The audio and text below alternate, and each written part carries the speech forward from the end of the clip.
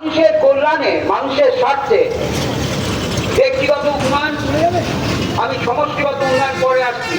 ব্যক্তিগত উন্নয়ন মানে কি আপনার কি হলো, কারণ আমার কি হচ্ছে এত বলি। বৃদ্ধ ভাতা সমুদ্রগড় অঞ্চলে পান 2300 সালে সমুদ্র অঞ্চলে ঢোকে 23,97,000 টাকা।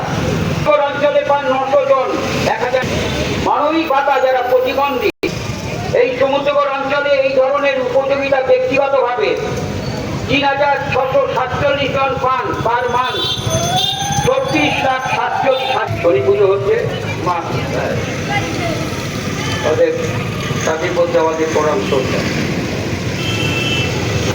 পার মান্থ পার বছরে 5 লাখ টাকা করে 9,850 জনে আছে।